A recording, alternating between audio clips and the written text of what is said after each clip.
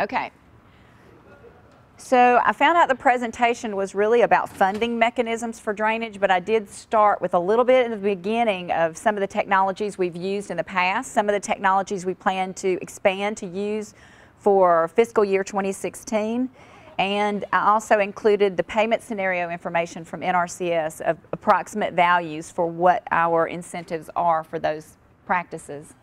I'm Anna Bramblett. I work with the Natural Resource Conservation Service, which is an agency under the Department of Agriculture. I am the state engineer and I work out of St. Paul. So first of all, I want to just point out, I think we all, most everybody in this room should know if they don't know, and that is that drainage is essential for a lot of crop production in this state. And we're doing more and more of it. I see a lot of it as I drive around the state. And I think the reasons, you know, are high crop prices, because you want to get more productivity, better soil, increased storm intensity. That's what we heard at lunch, and I'm seeing it. I've only been here for about 2.5 years or 2 years, and I've already seen it. It seems like the storms here are very intense and might be short in nature or they might be long, but they're usually pretty intense. Flooding is another reason. One of the things we need to also recognize and take into account is all of the nutrients that we put on our cropland or on the crop doesn't necessarily stay with the crop. And here we see surface flow, and we have nitrates and phosphorus in that surface flow.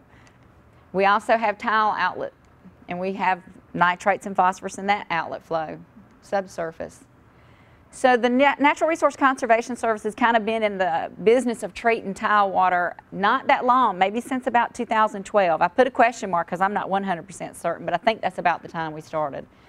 And we did what we called at that time drainage water management, which we kind of pointed to as these water control structures and, you know, holding water back up in the land, drainage water management. We had saturated buffers, denitrifying bioreactors, and then about 2013 we started looking at two-stage ditches, and we're going to just very briefly cover those. I want to talk about a renaming of a terminology, and that is we use the term drainage water management. Well, now I think that as an agency we're trying to look at that more broadly. Drainage water management now is anything you can do to manage tile water. So that's kind of an overarching thing. Controlled drainage is what we now term for the holding back water in the field.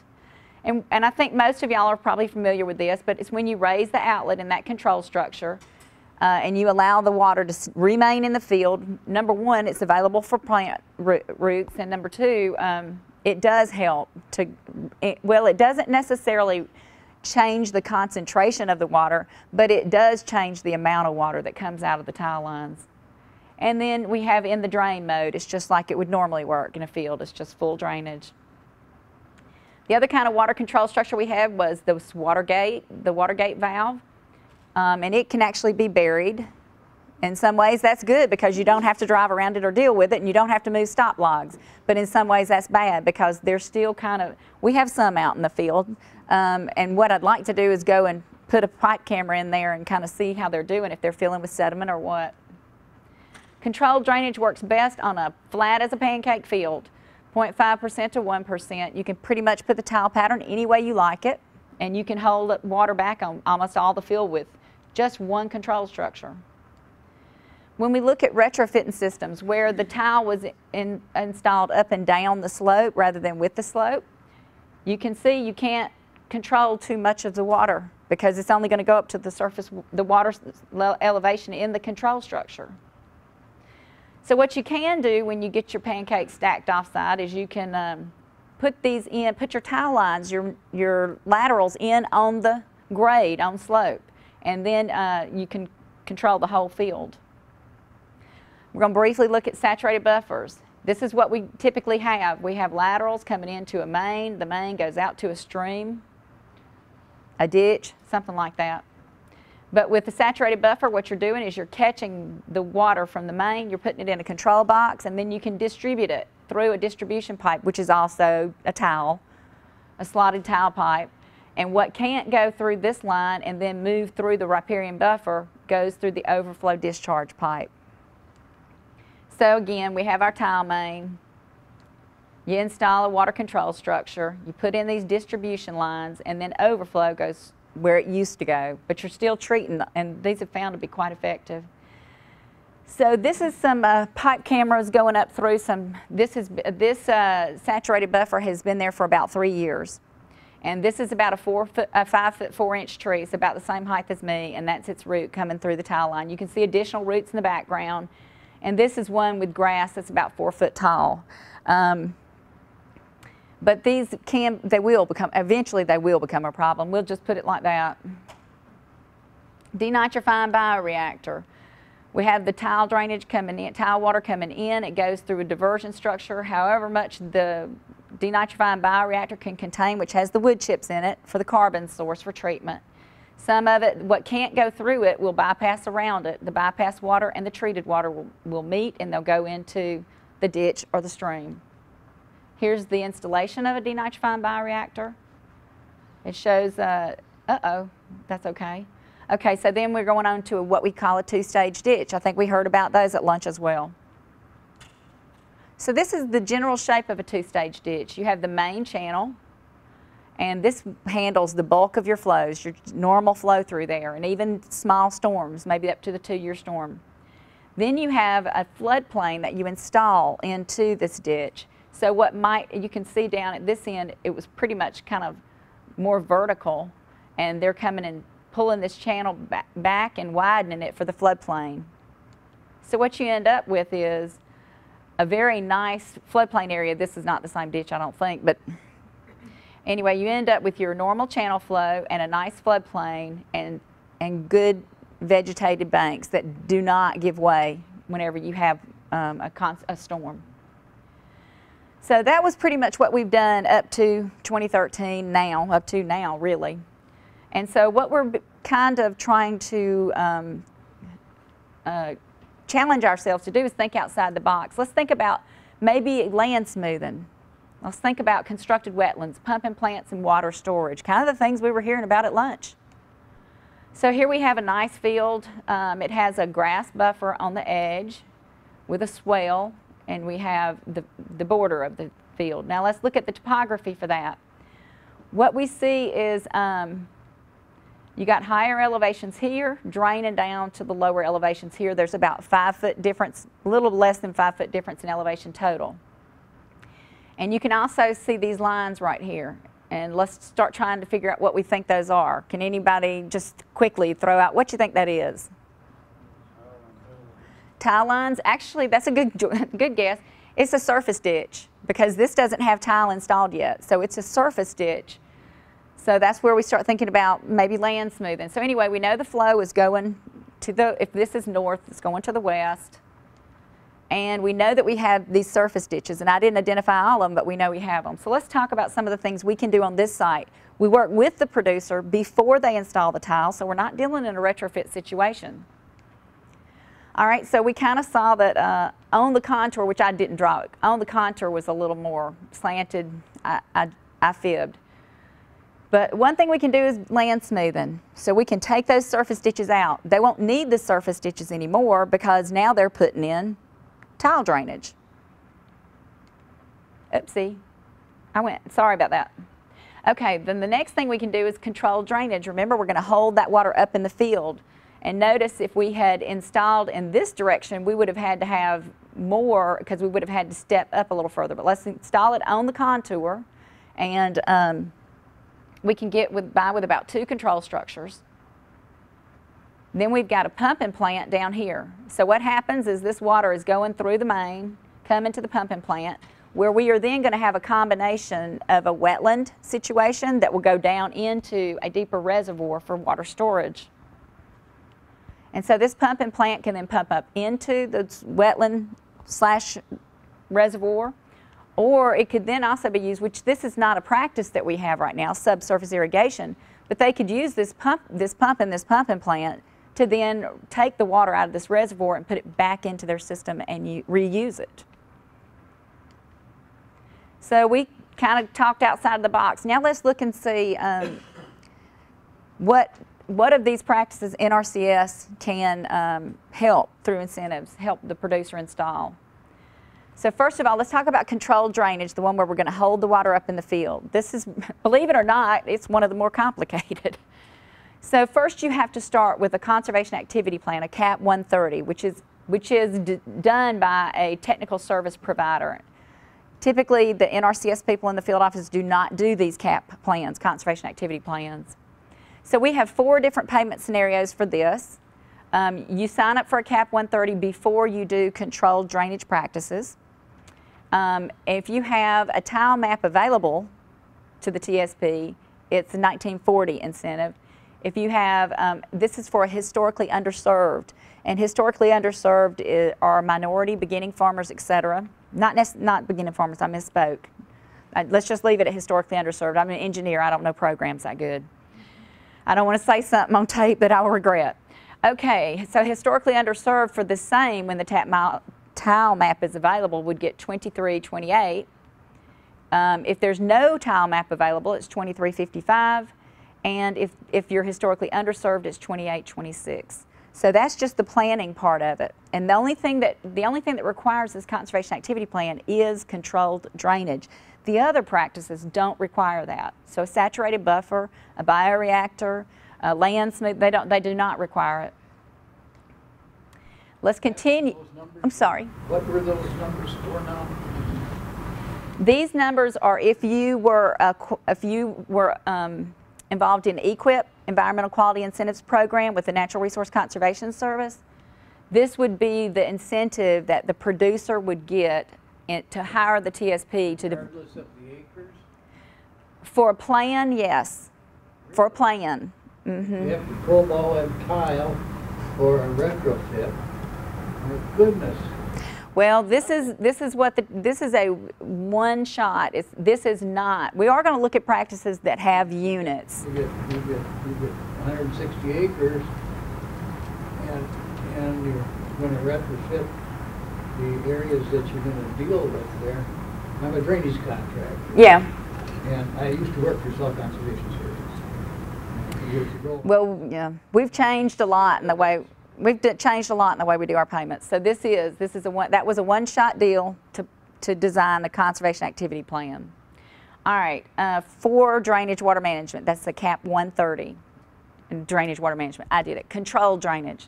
Okay, so let's talk about continuing with controlled drainage. Remember those water control structures we looked at? Okay, so the practice in NRCS is called Structure for Water Control. And Structure for Water Control, this is our practice standard number. So how we install that practice, manage that practice, etc., is defined in that practice standard 587. So we have the unit for this, and some of these are going to sound crazy. It is the way it is. The unit for this is a diameter inch foot. In reality, it is the weir length, so it's the length across that control structure, times the barrel length, how tall it is. All right, typical, we said, and the typical really doesn't matter. I think the reason that they have us use typicals is because that then gives the brain something to kind of focus on. Well, if I was doing that and it was this, it would probably take about this long, etc. So the typical, while it's here, it doesn't mean a lot, but the typical cost, if it was $1,000 for diameter inch foot, would be $47.49. This includes everything. It's not the control structure, but it's the installation of it, any earth moving. It includes actually pipe, solid pipe going into the control structure, solid pipe leaving the control structure. So it includes a lot of things. That's not just a control structure. Now the total cost per unit would be $475. And so, yeah, now that says total per unit. Okay, now I've lost it. Anyway, from what I understand, each unit, you would get $59.17. I need to check that number. If you get 60% equipped, now when we move on to other ones, I don't have to re-say all this stuff. But some states provide 75% payment. Some states provide 60% payment. Some states provide 50% payment of what this scenario is, or what the given scenario there is based on a unit cost. Okay, so this year in Minnesota was the first year we changed from providing 75% to 60%. When I say this year, 2015. I don't know what our new state conservationist will do for 2016, 2017, I don't know. But if she provided 75%, that would be the unit price. And then if you are historically underserved, you get 90%. and that's the way that works. Now, drainage water management, and the reason this is actually the payment, so you can put the water control structure in. We do not pay for lateral drains. We do not pay. The only time we would pay for any kind of drain would be a main, and that's if that main had to be completely changed so that you could do controlled drainage or something like that. Drainage water management is actually paying the producer for the act of going to that control structure and pulling those boards out. And we estimate they'll do that 6 times a year.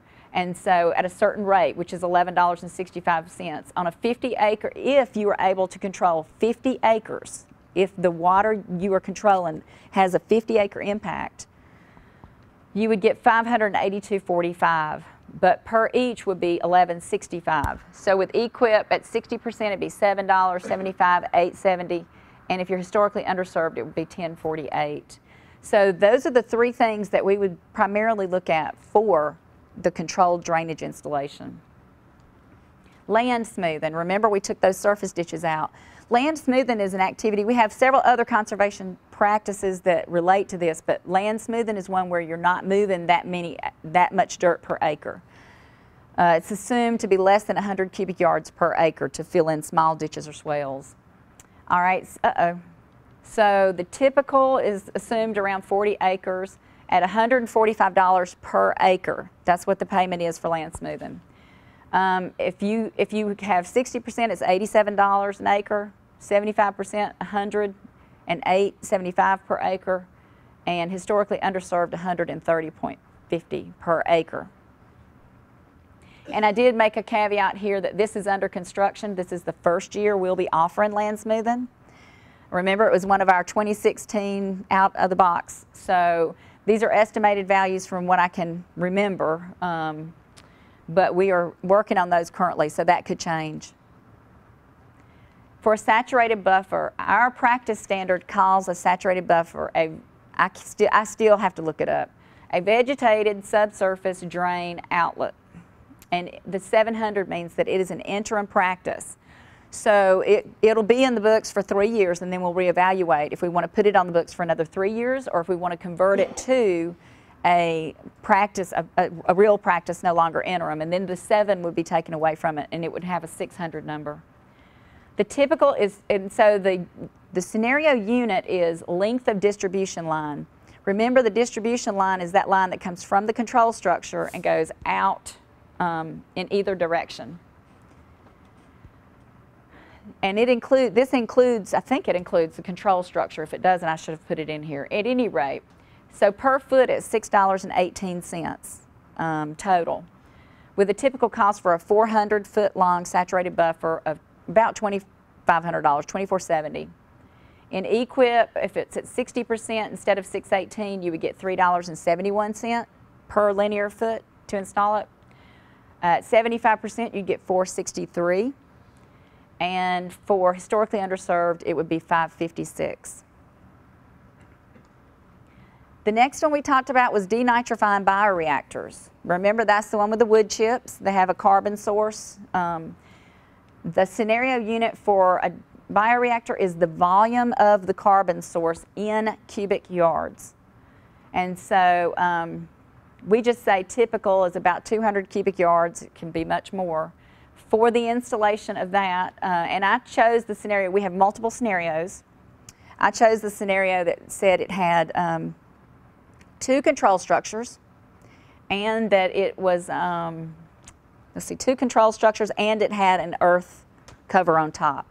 We have a scenario without the earth cover on top. We have a scenario with 1 control structure. So this one is just one of those scenarios, and it says for about 200 cubic yards of wood chips or carbon source, you'd get $11,835. Well, you wouldn't. Let me go back. What kind of wood chips? Wood chips. Hardwood.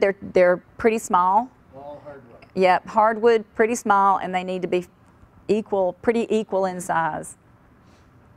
Okay, so this is what they say it would cost to install a bioreactor with that amount of carbon. The per unit, so per cubic yard total is $59.17. At 60%, it would be $35.50. This would be the incentive. This would be $35.50. 75, it would be 4438, and historically underserved, 5326. So that's the bioreactor. I have a quick question about those. Sure. No, I know there's really not certain what lifespan those are, but I understand this is still just a practice standard, but you think in the future that there might be incentive programs in place for maybe digging them up and putting new wood chips in it for 20 years or whatever useful life? That's something that isn't really thought of right now. But Yeah, no, I can't answer that question. I mean, it would make sense if you did, if you were outside of that practice. So in our agency, for our practices, we have practice lifespan for them. And I don't even know if we've assigned one yet to the bioreactors because, well, they did. They have to have I want to point this out too. Remember I was talking about saturated buffers were interim? So this year, coming up for 16, you see denitrifying bioreactor is no longer a 700 number. So it is now a permanent standard. So we should have a life expectancy associated with it, typically, but anyway, there may be policies that won't allow us to do that. That's a good question. So is that treatment specific to an acreage? Just to know. Not necessarily to an acreage, but yeah, no, because right now it's tied to the carbon source. And so it depends on the retention time, what percent. Right now I think we try to capture and treat about 20% of the flow in the tile lines. And so in that, when you're doing that, you're having to make assumptions about what the drainage coefficient is. You know, you don't necessarily know. And then you kind of have to work through and see what would be the flow through it. And we try to capture not that megastorm, you know, not that really, really intense one, but we try to capture and treat about 20% of the volume. And even though this is no longer an interim practice standard, let me assure you, I don't think anybody knows 100% of what's going on with bioreactors. Somebody may, but it's not me. I'll just say it's not me. So now we've gone through that. Constructed wetland, as you can see, is under construction. We've never used, this is another one, get outside the box to think about installing constructed wetlands for this purpose. So I can't give any information on, I can give you the practice standard number, but I can't give you any information on the cost associated. Then we have the pumping plant. We have multiple scenarios again for pumping plant. So the one that I pulled was, it was just an irrigation one, but it said that the typical was 50 horsepower. So per horsepower, and again, this is to install and create the pumping plant. So if you had to put a concrete down for a concrete base, that would be included in this cost, those kinds of things. So per unit, per horsepower is 250.34. At 60%, it's 150, 75, 100, and almost 90, and then at historically underserved is 225. The next one is our water storage. So the practice standard that we're going to use for water storage, because it gives us the most flexibility. We have lots of different kinds of things that we can, practices we can use. I've gone past my time, haven't I? No, you're spot there. Okay. Anyway, so practice standard 378, that's a 378 pond. We're going to use that for our water storage practice because, like I said, it has a lot of flexibility. So I pulled the one that was for an excavated pond because I feel like that's probably what most of them would be for tile situations. So if you're excavating, they said a typical was about 2,500 cubic yards, and that gave us a per unit cost of about $7 per yard. Again, this is all of the appurtenances that go into a pond, vegetation, etc. So if you have EQIP at 60%, you get about $4.19, $5.23 at 75%, and $6.28 for historically underserved. And I said that the 2,500 is about, if we just think about it, it's about 100 by 170 by 4, somewhere around there. Then we have the two-stage ditch. We actually use the open channel practice standard for two-stage ditch. And this is the two-stage ditch payment scenario in our payment scenarios. So the typical we say is 1,000 linear feet, and that is the payment units by linear foot. So if we're meandering, etc., you get paid per foot. At $9.53 per foot, so $5.72 at 60, $7.15 at 75, and $8.58 at historically underserved. So the only one I wasn't really able to give you any information on was the constructed wetland. We went over all the others. These are some references and credits to some individuals who I picked and borrowed some shots from. And now, I don't think we have a lot of time, but I'll take questions if anybody has them. And I've been involved in drainage issues now for quite a number of years. And I'd like to give you some information about a new program and its context relative to some of the recent changes in drainage law that are applicable to that. Some of you have seen me use this slide before, and Anna really said it too. Drainage isn't a bad word. It's something that we've done for eons. Roads, agriculture, cities all need drainage. So the real issue becomes, again, how we do it. And we know too, and you heard this from Patrick over lunch, drainage can increase peak flows and volume, can cause erosion downstream, can carry sediments and nutrient downstream. So the reality is, again, we never get something for nothing, and we're always trying to determine what's the best way to do it. I'd like to focus on single purpose versus multi-purpose. And I think you heard that from Patrick over lunch as well, that we're trying to manage our water for multiple purposes, much more so today than we maybe have in the past. Drainage law, as it was originally created, was essentially single purpose. We've made modifications over the years, trying to make it more multi-purpose.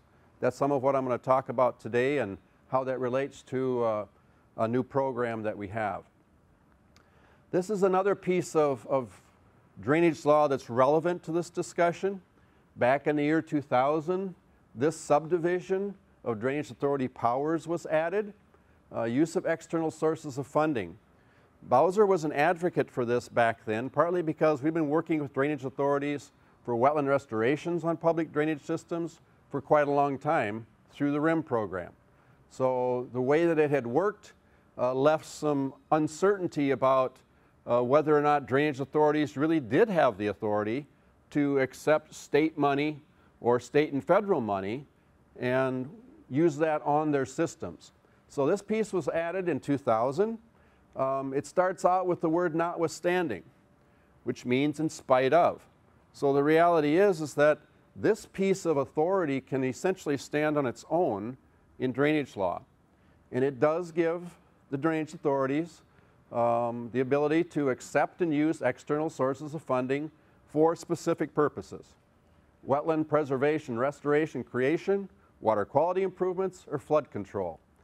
And there's also a provision in there that I don't think has been used to date, but it's there, and I believe it has some relevance to the program that we're creating. Using that external funding and drainage assessments outside the benefited area, but within the watershed of the system. So here's another piece, and last year, if you attended this workshop, you heard me talk about some of the recent updates to drainage law. This one was adopted in 2014. And it was an update of section 015, considerations before drainage work is done. Within subdivision 1, which had existed, we added the terminology and the title of multipurpose water management. So there's 9 criteria in subdivision 1. This is really part of one of those criteria that speaks to what multiple purposes are we talking about. Conserving and using waters for beneficial uses, reducing downstream peak flows and flooding, providing adequate drainage system capacity, reducing erosion and sedimentation, protection and improve water quality. So as we talk about multi-purpose drainage, those are the purposes that are in drainage law now.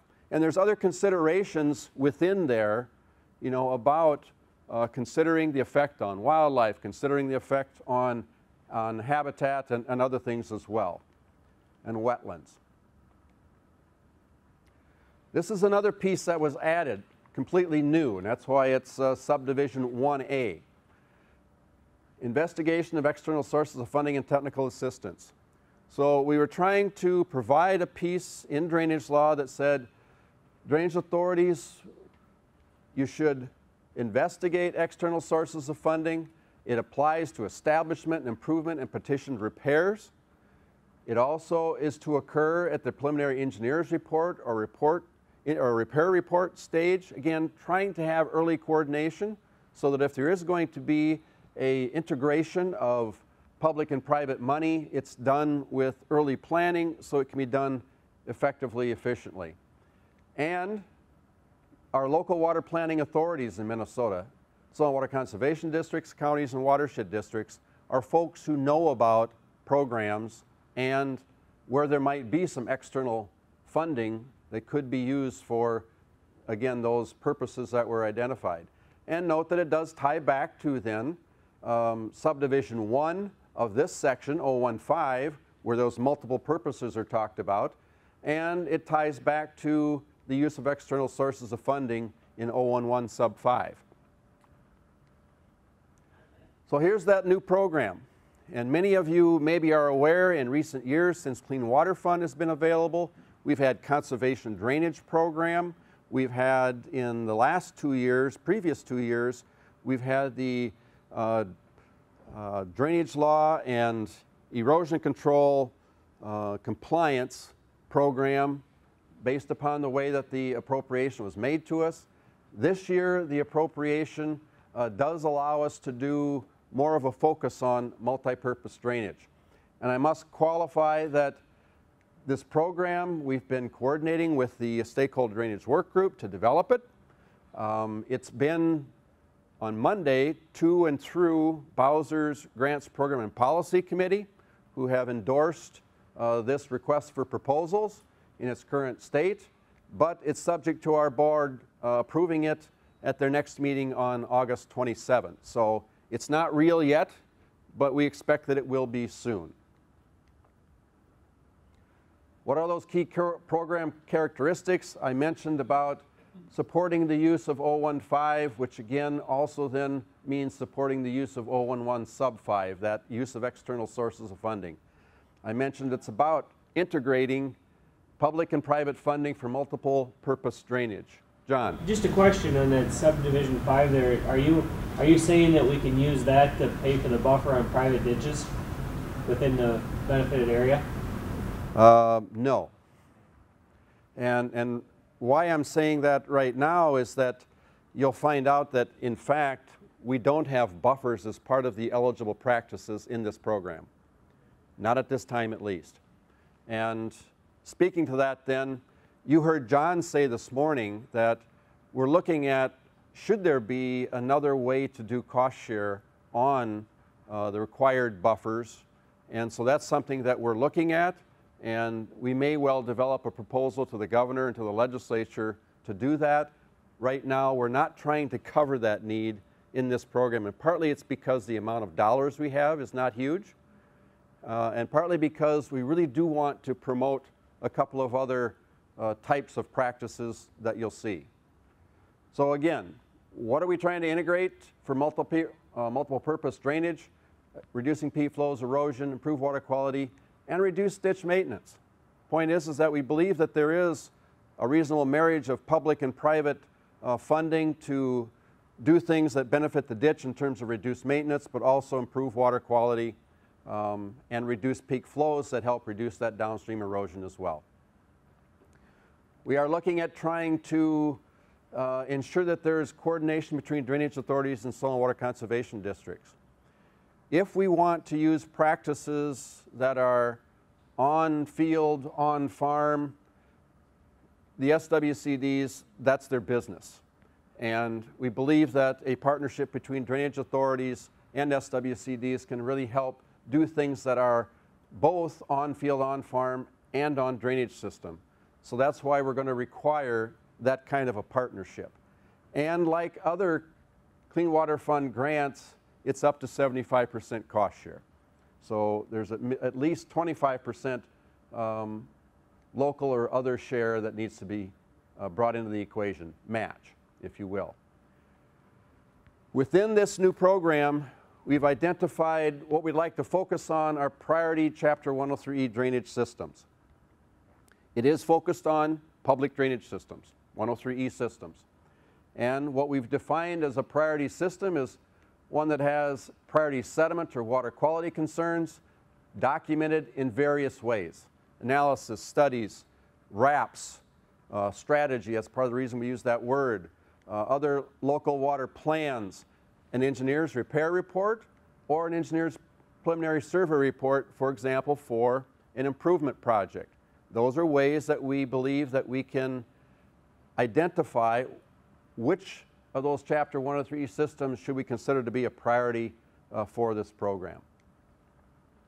What kind of practices are we looking to have eligible?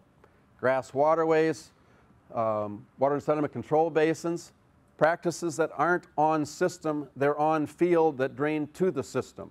So we're trying to reach into the contributing watershed and have a partnership for how to provide incentive for those practices.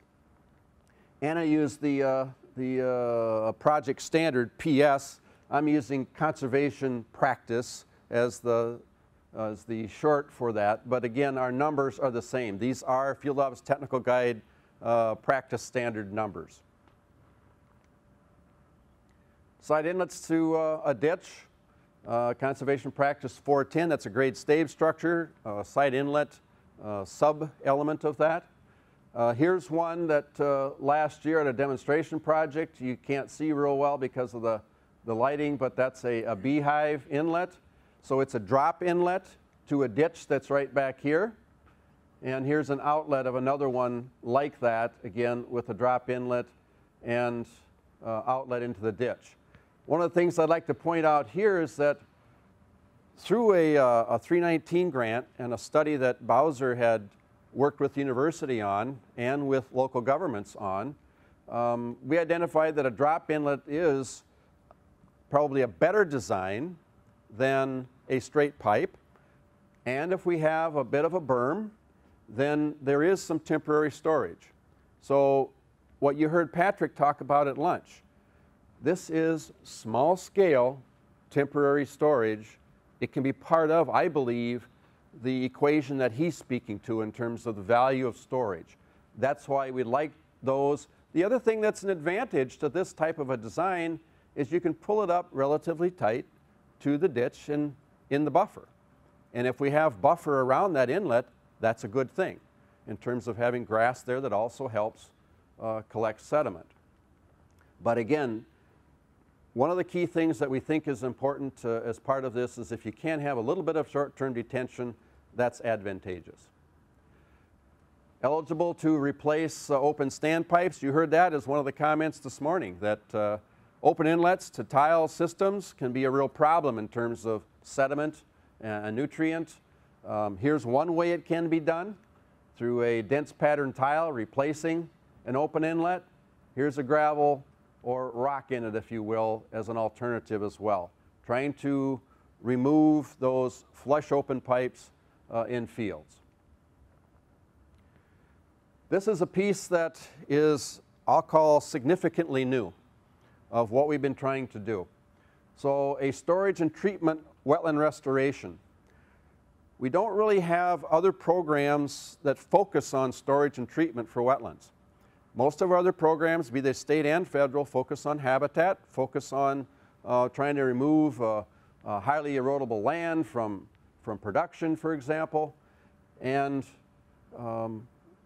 we get a certain amount of storage and treatment out of most all of the wetland restorations we do. But that's not their number one priority. Their number one priority tends to be habitat. Those benefits tend to be secondary. We'd like to create a way to have more focus on storage and treatment wetlands.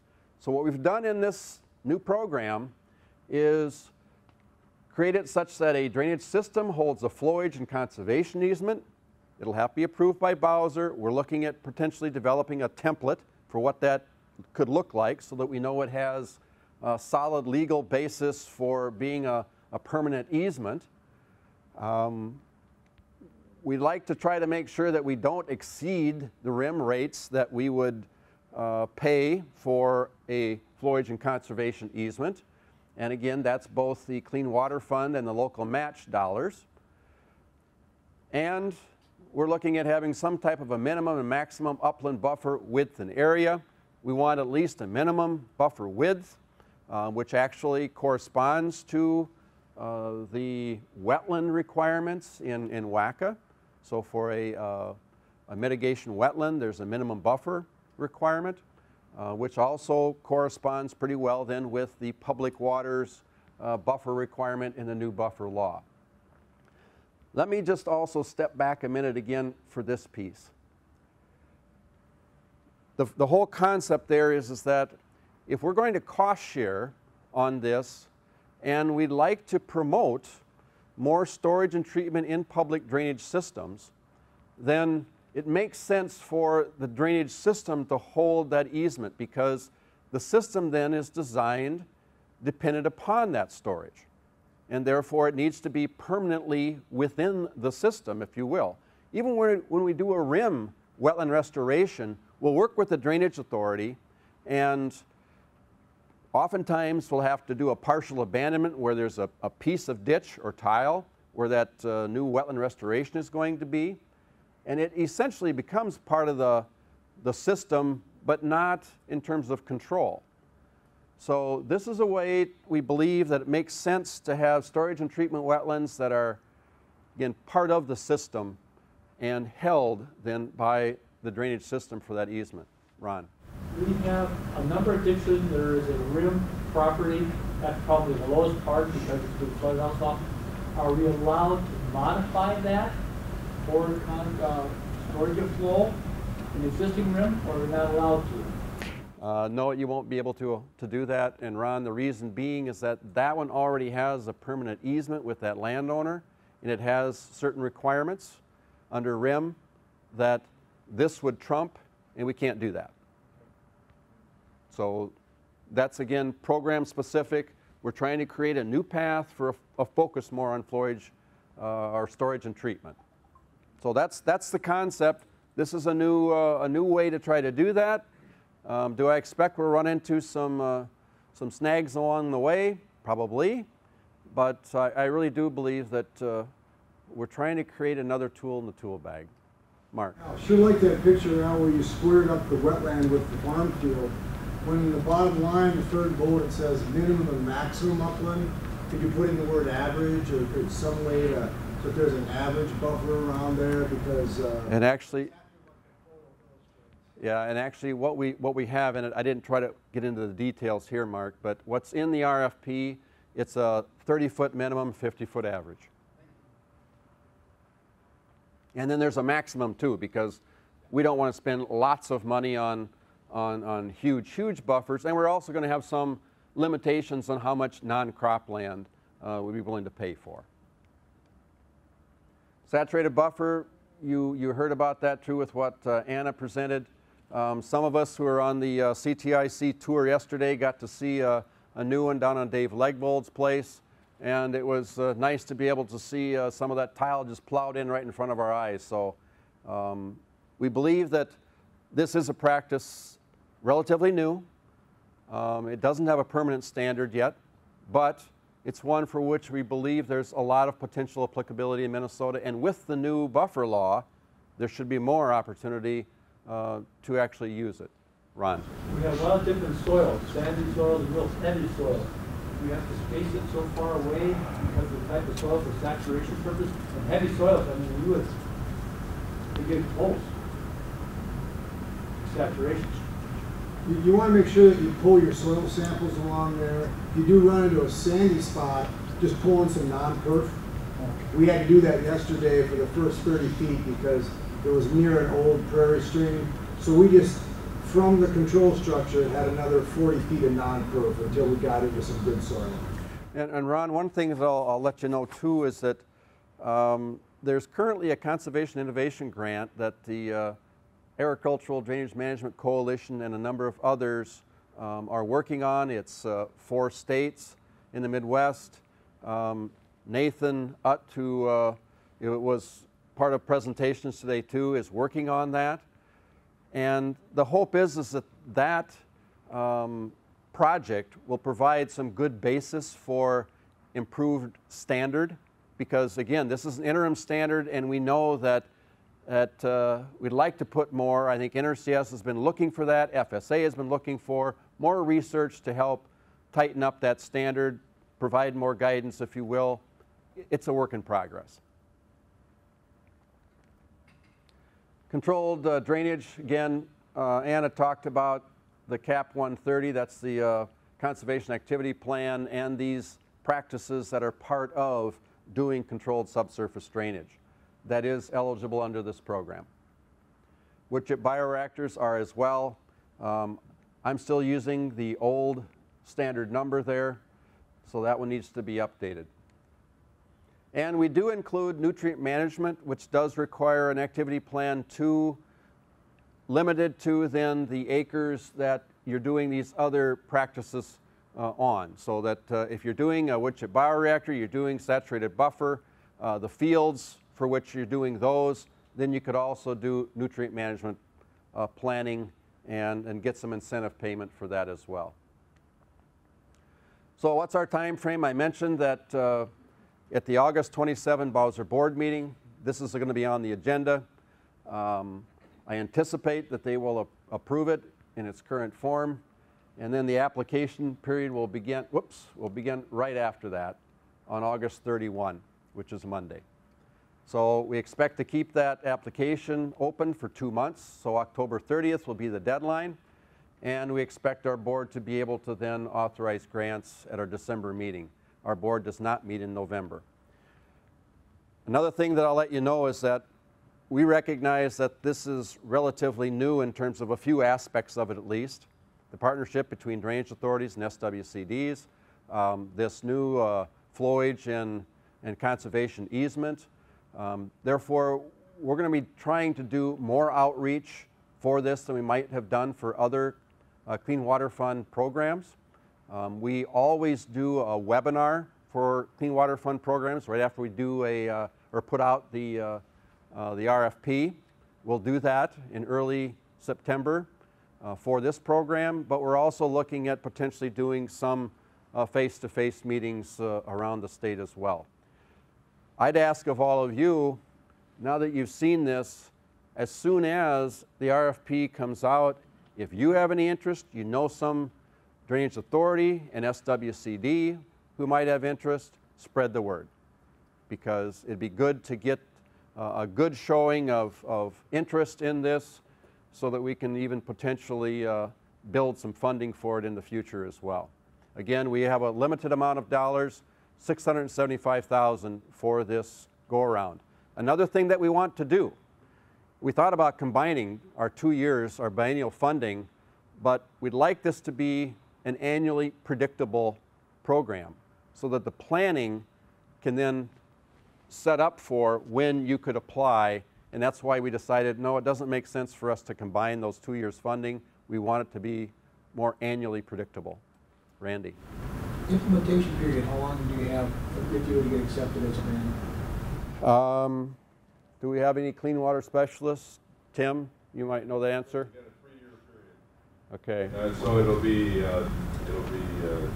December 31st, 18. And there is some opportunity for extensions within Clean Water Fund 2, but again, we try to get those done within 3 years. Any other questions?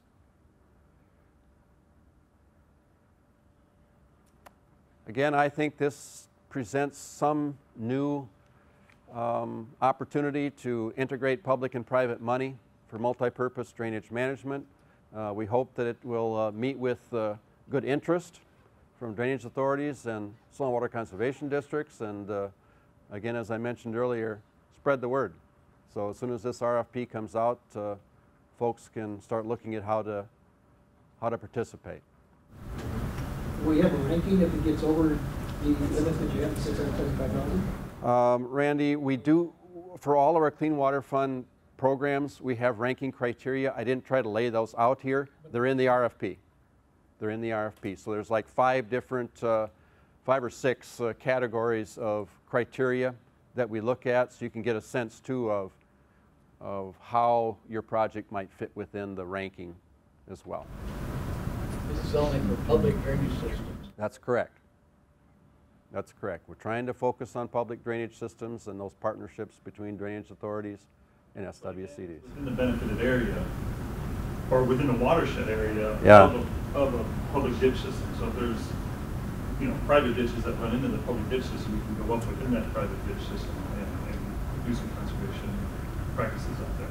It's eligible. One of the things I think that is going to be a challenge is I don't know of any drainage authority who has used that provision of drainage law to reach up into a watershed to use any drainage system money.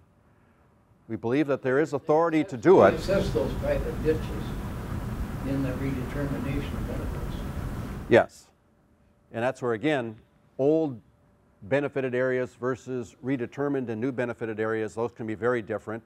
Just for example, what you heard from, if you were in Ron's, or I'm sorry, Jim Wiedemann's presentation this morning, how redetermination of benefits went from, on one case, 2,500 acres to 7,500 acres, and another one it was an order of magnitude difference in terms of how many acres are in the benefited area. So you're saying that the private ditches that have their own easements between themselves, if they bring it into a legal ditch system, are eligible under this?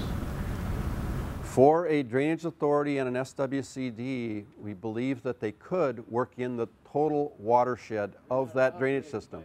WCD, I mean, these are private systems. I know, but you see, the drainage authority and the SWCD can work with any landowner within that watershed of that drainage system. So yes, could they potentially work on a private ditch? Yeah, potentially yes. The question becomes, are they willing to do that, number one, in terms of how they package their money? And that raises another issue for me, that we recognize that it may make a lot more sense for the state's money and a drainage system money, for example, to do side inlets right along the system. If you start working at, for example, a grass waterway, water and sediment control basin up in the watershed off the drainage system, might it make sense then to have some state money, some drainage system money, and some landowner money? Because really it's not much different than a water and sediment control basin through a cost share program, right? It becomes a question of, well, who provides the match? And could we have, again, a marriage of drainage system money, state money, landowner money that can make those things happen in a way that's beneficial to all of us? Anna? Could these grant dollars not be paired up with NRCS money as well? Yes, they could. That's right, they could. But this is dependent, if I understand this right, on our SWCDs applying through this application period with known projects on how they will expend those dollars. Known systems, they wouldn't necessarily have to have all of the known specific projects, but we can identify ditch 16, ditch 18, we're going to apply these. We know we have the level of effort on these systems, but we're not sure exactly if it'll be inlets or that's right. retentions or something. That's so right. Broader for them. Yes, the more defined you have that, the higher the rank you might have, because we know it's closer to being real, right? But it isn't that you have to have all that figured out. I mentioned earlier that we're going to require a partnership, and I didn't specify that, but we're going to require a letter of intent out of both of the Drainage Authority and the SWCD. Doesn't that be fancy? Just so that we know, yeah, they've agreed to work together, and either one can apply. So, but it's really contingent on the Drainage Authority or the SWCD to fill out the application. correct. Be considered. That's right. John? On the amount of money you threw out there, maybe it seems like you're looking for one or two projects. The photo that you had there, if you're going to buy that land, just throw out $8 grand an acre, your $600,000 is going to be gone within a project or two. Am I thinking right there? You're thinking right there. Then the second thing, when you're talking about the water sediment control basins and side inlets, and I appreciate those practices a lot and think a lot of them, but just a little bit earlier, Patrick was talking about that 5 to 10 days needed rather than the 24 hours. You got any comment on that? Yes, I'll make a comment on that. Because any storage, the effect of it downstream is dependent upon its scale relative to the whole watershed, right? So Patrick said this, but not maybe as clearly that we all maybe heard it, but I did because I was listening for it, is that even if you do storage that doesn't have the ideal duration of storage, does it have a positive local effect? Yeah, it does. And so that's why even at the side inlet scale, very short-term detention. You don't want to drown the crops, but by having a little bit of ponding, you trap sediment a lot better. And does it have some effect in the immediately downstream area, particularly if I have a lot of these on a drainage system, on helping control peak flows? Yeah, it does. So locally it does. Downstream, it's paltry, right? Unless you have an awful lot of that in that bigger watershed. So be careful how we think about that. It's local effect. You need bigger and bigger or more and more to have big effect downstream.